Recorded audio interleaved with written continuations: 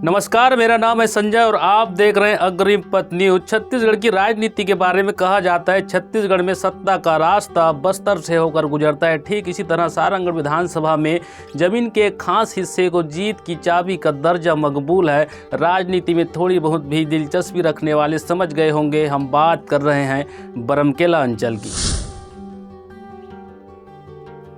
सारंगढ़ विधानसभा में इस बार 2,63,440 मतदाताओं में से 2,10,000 मतदाताओं ने अपने मताधिकार का उपयोग किया है। इस तरह से वोटिंग प्रतिशत यहां 80% पहुंच गया, जो 2018 के वोटिंग प्रतिशत से 1.5% अधिक है। राजनीतिक पार्टियां अपने अपने तर्कों से इस बढ़े हुए वोटिंग प्रतिशत को अपने अपने पक्ष में बता रही हैं। हालांकि इसका दूसरा पहलू यह भी हो सकता है, कलेक्टर फरिया आलम सिद्दीकी के नेतृत्व में जिला प्रशासन 1 वर्ष पूर्व से ही लगातार कई कार्यक्रमों और आयोजनों के माध्यम से वोटरों को जागृत करने और वोटरों को मतदान करने के लिए प्रोत्साहित करने के लिए अनेकों कार्यक्रम चलाती रही है। यह बढ़ा हुआ वोटिंग प्रतिशत शायद जिला प्रशासन के प्रयासों की परिणति हो सकती है।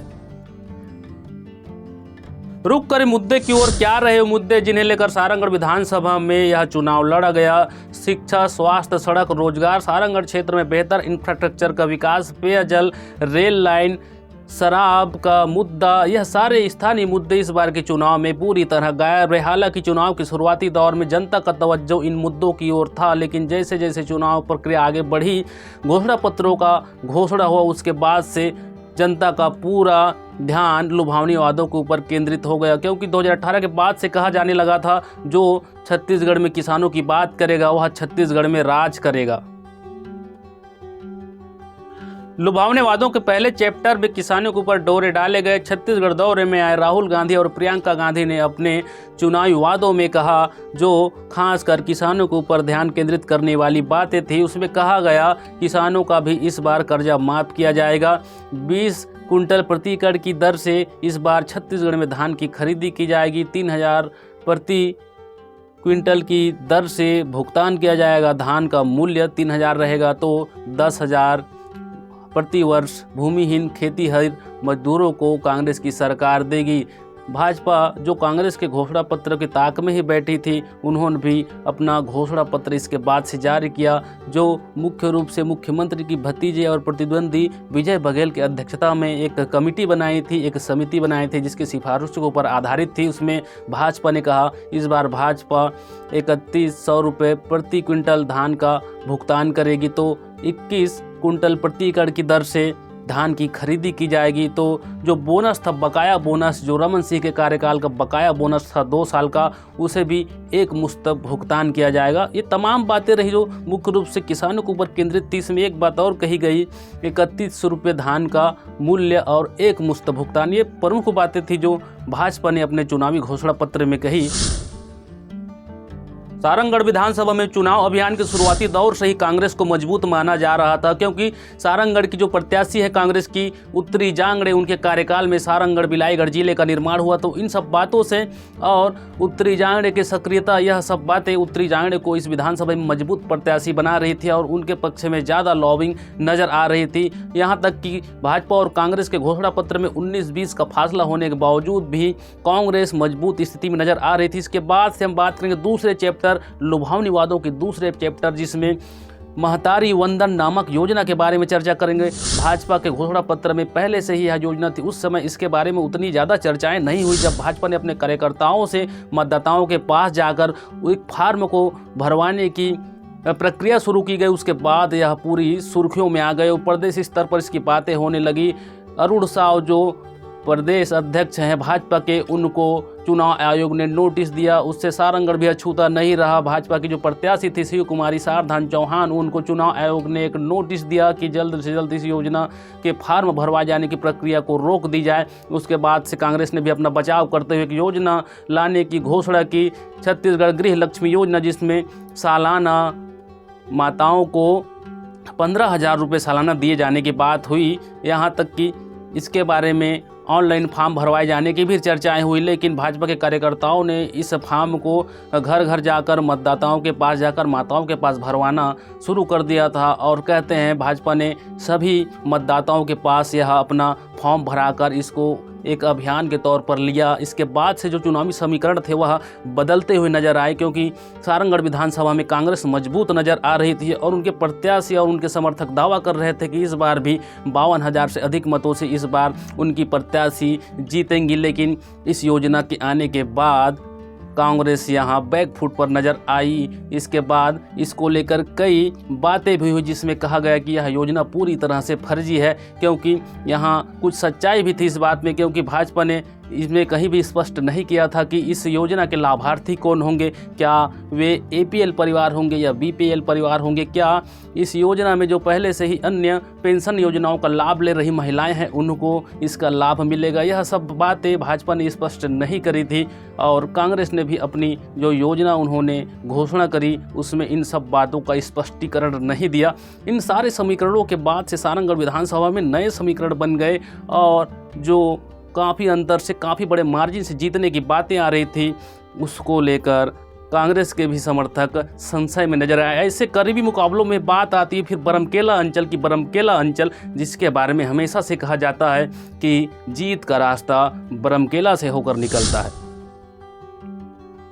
बरमकेला अंचल को खास बताए जाने के पीछे 3 वजह गिनाई जाती। पहली वजह प्रत्याशी ज़्यादातर समय सारंगगढ़ क्षेत्र के रहने वाले होते हैं। सारंगगढ़ अंचल में इस बार के भी चुनाव में 9 जो प्रत्याशी विधानसभा के सारे सारंगगढ़ अंचल के रहने वाले हैं और बरमकेला अंचल से एक भी प्रत्याशी नहीं है। तो ऐसे में जो वोटों का बंटवारा होता है सारंगगढ़ अंचल में होता है और बरमकेला क्षेत्र में वोटों का बंटवारा नहीं होता। दूसरी वजह जो गिनाई जाती है वह थोड़ी सी ग्रामीण क्षेत्रों के ऊपर लागू होती है, क्योंकि गौटिया और पटेलों का अच्छा खासा रुतबा होता है गांव में। कहा जाता है बरमकेला अंचल में अघरिया समाज और कोलता समाज की अच्छी खासी आबादी है, जिनका रुतबा होता है गांव में, जिनका अच्छा खासा प्रभाव होता है, तो उस वजह से एक तरफा वोट पड़ते हैं उन गांव में। तीसरी जो वजह गिनाई जाती है वह वजह है बरमकेला जो अंचल है उसका हिस्टोरिकल डाटा।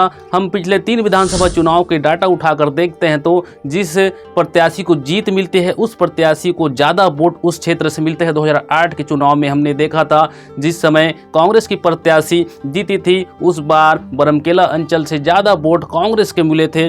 जब 2013 में भाजपा की प्रत्याशी जीती थी तो उस बार बरमकेला अंचल से भाजपा को ज़्यादा वोट मिले थे और 2018 में बरमकेला क्षेत्र से कांग्रेस की जो प्रत्याशी है उनको बम्पर वोट मिली थी। इसी वजह से शायद वो बहुत बड़े अंतर से जीती थी। तो ये तमाम डाटा हमें यह बताते हैं कि बरमकेला अंचल हमेशा सारंगगढ़ विधानसभा में पिछले 3 साल के डाटा को हम देखें 3 विधानसभा के तो जीत का रास्ता हम बरमकेला अंचल को कह सकते हैं। इसमें जो प्रमुख बूथ है उसके बारे में अगर हम चर्चा करें तो झाल जो बूथ है उस बूथ में 2008 में भी कांग्रेस को ज़्यादा वोट मिले थे, 2013 में भाजपा को, तो 2018 में कांग्रेस के। इसी तरह के एक अन्य बूथ है कालाखूटा। कालाखूट में भी यही पैटर्न दोहराया गया था। तौसीर काफ़ी प्रमुख गांव है बरमकेला अंचल का। इस गांव के डाटा को अगर हम देखते हैं तो यहाँ भी सेम पैटर्न फॉलो किया गया था।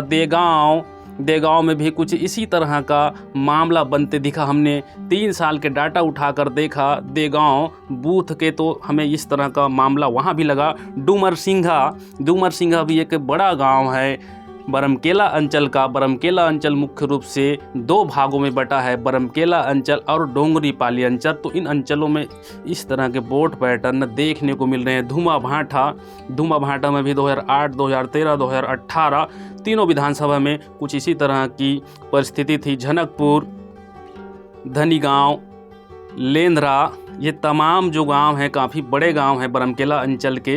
इन गांव के इन बूथों के वोट पैटर्न को देखने पर हमें काफ़ी कुछ समझ आता है। सकरतुंगा भी एक बड़ा गांव है बरमकेला अंचल का। वहां का भी हमने विश्लेषण किया, वहां के वोट पैटर्न को हमने समझा तो हमें यह मालूम पड़ा बरमकेला अंचल हमेशा एक तरफा वोट करता है, जिससे जीत और हार का अंतर या कहें फैसला होता है। कनकी डीपा एक और प्रमुख बूथ है, यहाँ भी स्थिति कुछ इसी प्रकार से हमें देखने को मिलती है। तो ये तमाम बातें हैं जो तय करती है बरमकेला अंचल से ही जीत का जो रास्ता है निकलता है। इसके अलावा हम कुछ डाटा कुछ आप हमको दिखाएंगे। पूरे जो 110 बूथ हैं बरमकेला अंचल में, इस डाटा को आप भी ज़रा अध्ययन करें और देखें, आपको भी समझ आएगा बरमकेला अंचल क्यों इतना खास है। अब वक्त है सबसे बड़े सवाल का। बरमकेला अंचल में इस बार वोटरों का सेंटिमेंट किसके पक्ष में है? अगर ईमानदारी से कहें तो इस बारे में कुछ भी कह पाना अभी मुमकिन नहीं है, क्योंकि मतदाताओं ने अपना फैसला दे दिया है। प्रत्याशियों के भाग्य का फैसला ईवीएम मशीनों में बंद हो चुका है, जो 3 दिसंबर को ही खुलेंगे। अगर कोई दावा करता है क्षेत्रों में वोटरों के पैटर्न की, तो वह सिर्फ बेईमानी होगी। इस बारे में सही कोई बातें कोई नजूमी कोई भविष्यवक्ता ही बता सकते हैं, लेकिन कुछ मीडिया रिपोर्ट्स में दावा किया जाता रहा कि बरमकेला अंचल में इस बार कांग्रेस की पकड़ ढीली पड़ रही है। उसकी तस्दीक स्वयं मुख्यमंत्री भूपेश बघेल के दौरा कार्यक्रम ने कर दी, क्योंकि राजनीतिक जानकार यह दावा करते हैं जिन क्षेत्रों में कोई भी राजनीतिक पार्टी कमजोर होती है, उन क्षेत्रों में ही बड़े नेताओं का दौरा कार्यक्रम होता है। बड़े नेताओं के दौरा कार्यक्रम से उन क्षेत्रों में स्थितियां बदल जाती है और पार्टी को बल मिलता है। मुख्यमंत्री भूपेश बघेल के दौरे के बाद बरमकेला अंचल में कांग्रेस को कितना बल मिला, कितना सबल मिला, इसका पता तो 3 दिसंबर को ही चलेगा। तब तक के लिए आप लोग अपना ख्याल रखिए और मुझे दीजिए विदा। वीडियो को लाइक कर दीजिए, चैनल को सब्सक्राइब कर दीजिए और कमेंट बॉक्स में अपना कमेंट जरूर दर्ज करें। मिलेंगे फिर से, शुक्रिया।